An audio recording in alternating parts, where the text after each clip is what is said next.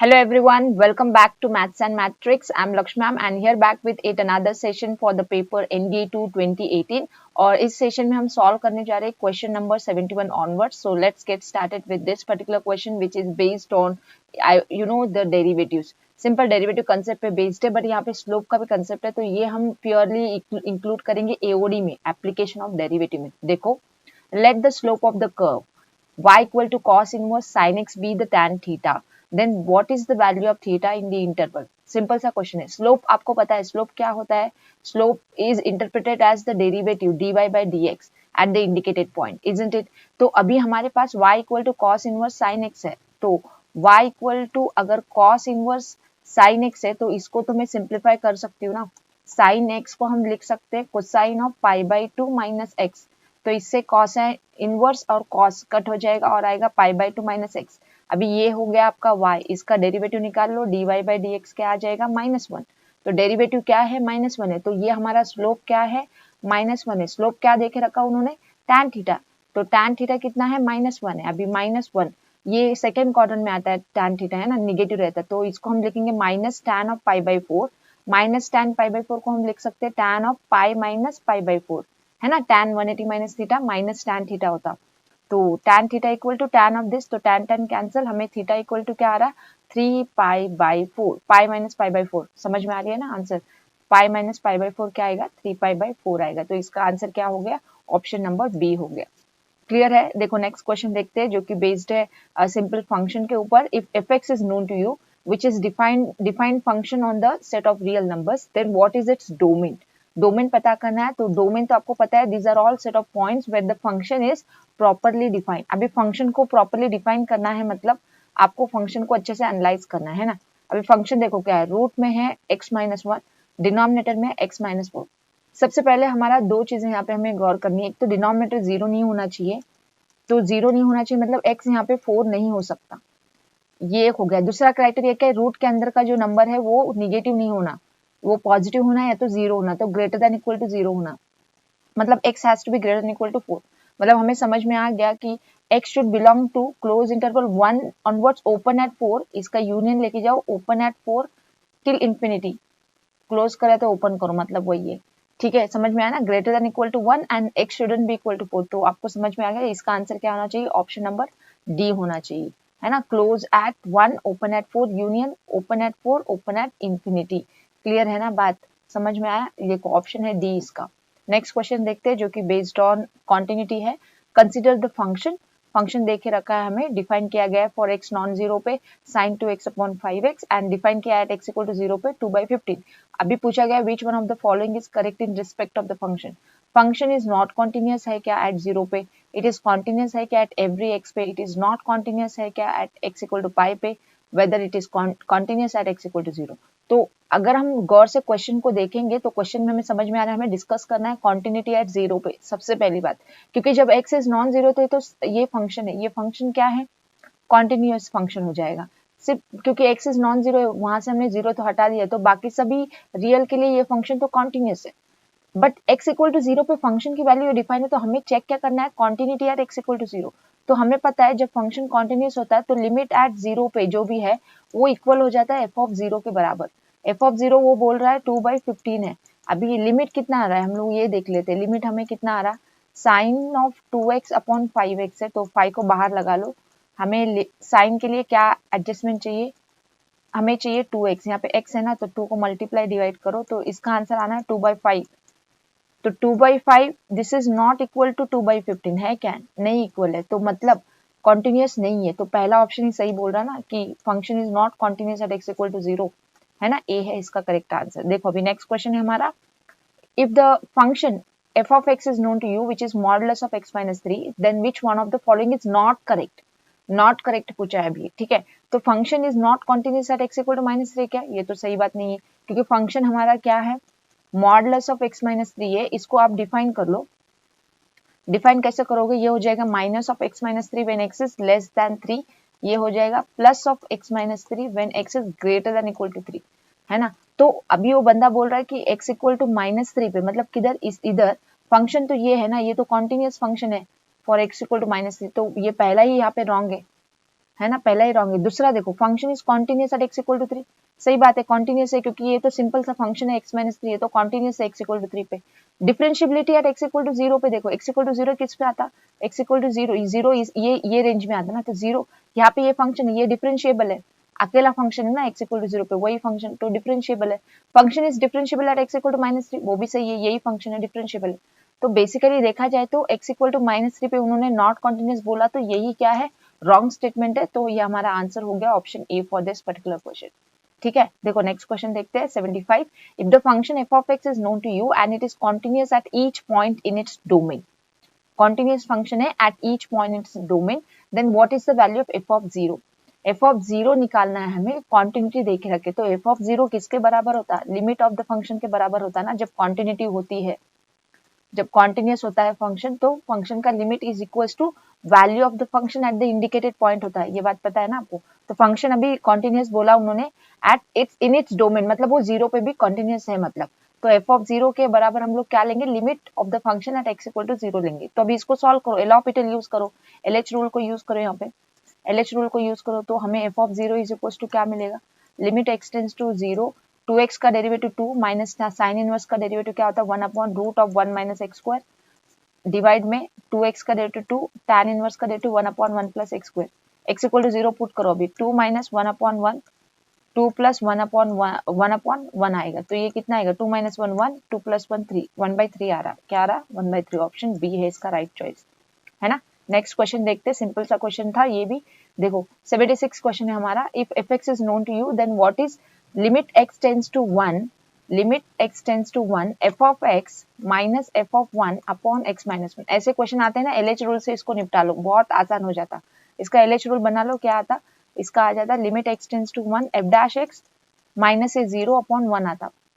अभी f dash x क्या होगा वो बताओ, मेरे पास fx है तो f डैश x क्या आएगा, देखो इसका रूट का डेरिवेटिव 1 अपॉन 2 रूट है ना, 1 अपॉन 2 रूट, बट रूट के अंदर फिक्स फंक्शन है ना, इसका डेरिवेटिव क्या आएगा माइनस 2x मल्टीप्लाई होगा न्यूमरेटर में।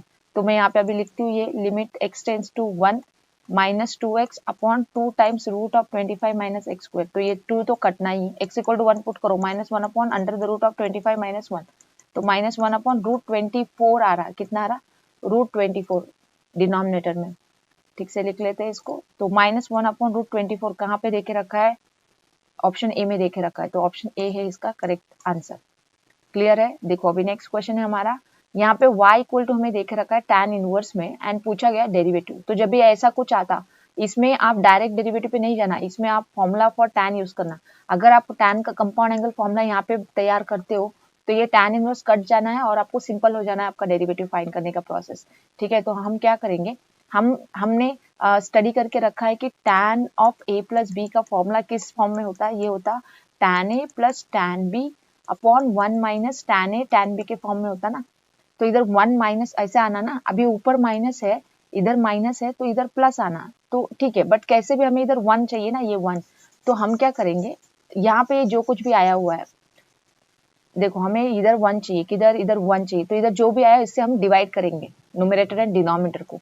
तो हमें क्या मिलना है, हमें मिलना है y is equal to tan inverse of 5/2 minus 2 cut गया उधर tan of root x upon denominator में 2 कट गया था 1 plus 5/2 times tan of root x। तो अभी इसको अच्छे से देखो, ये जो है ये चीज ब्रैकेट, हम लोग ब्रैकेट को लिख पाएंगे tan ऑफ a, ये 5/2 को tan ऑफ a बोलेंगे हम, एक कांस्टेंट है ना tan ऑफ a बोल दो, minus tan of root x है, डिवाइड में है 1 plus tan of a into tan of root x। ऐसी चीजें आप कर सकते हो क्योंकि कांस्टेंट है ना, एक कांस्टेंट असाइन कर दो उसको, तो ये बन जाएगा अभी tan inverse of tan of a minus root x का formula, tan a minus tan b upon 1 plus tan a tan b बना दिया ना हमने, तो tan इनवर्स कट गया, आया क्या a माइनस रूट x, बस अभी इसका डेरिवेटिव निकाल लो, dy बाई dx क्या आएगा रूट x का, ये 0 माइनस a का डेरिवेटिव 0 माइनस रूट x का डेरिवेटिव 1 अपॉन 2 रूट x, तो माइनस 1 अपॉन 2 रूट x है इसका सही आंसर, ऑप्शन ए है इसका आंसर,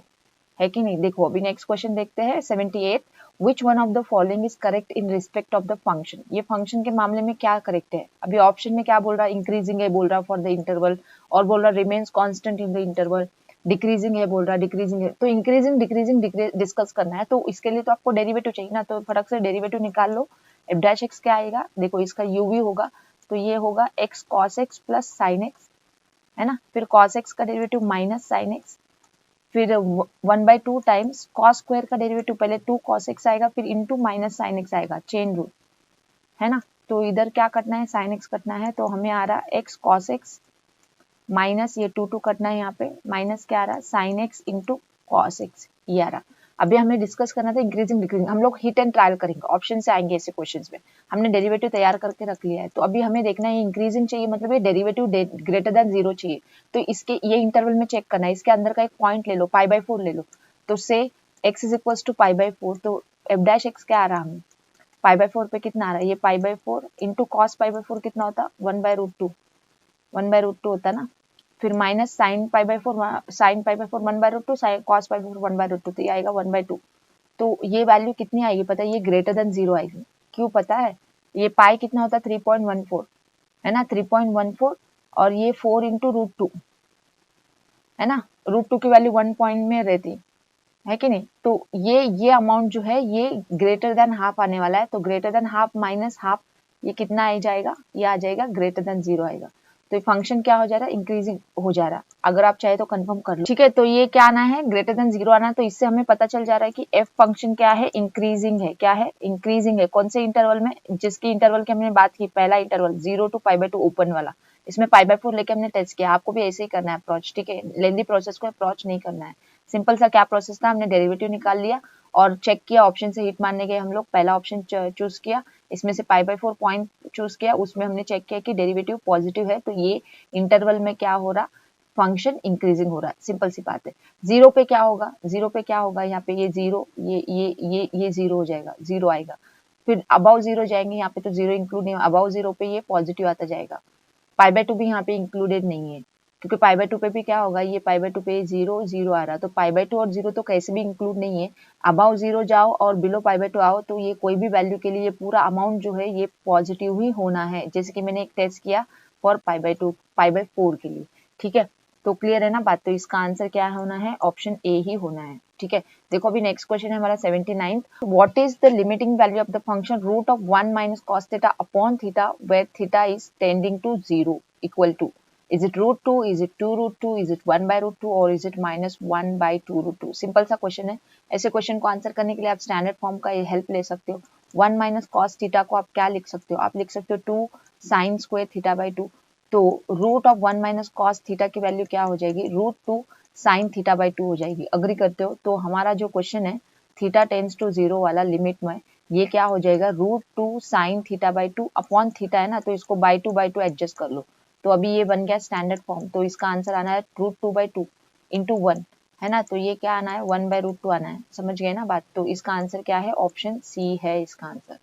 ओके देखो अभी लास्ट क्वेश्चन देखते हैं इस सेशन का, a function is defined which is from A to R, function f जो डिफाइन है सेट ए टू आर में डिफाइंड है and defined by the expression x² minus 4x plus 5।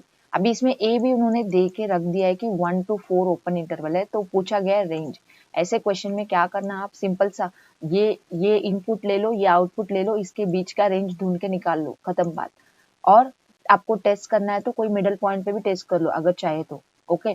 तो यहाँ पे ओपन इंटरवल 1,4 है ना, तो 1 पे मैं पहले चेक कर लेती हूँ, f(1) में निकाल लेती हूँ, f(1) कितना आता, 1 माइनस 4 प्लस 5 कितना आता, ये 2 आता, f(4) है ना, सॉरी f(4) कितना आता, 4 का स्क्वायर ना 16 माइनस 4 4 16 प्लस 5 ये क्या आता 5।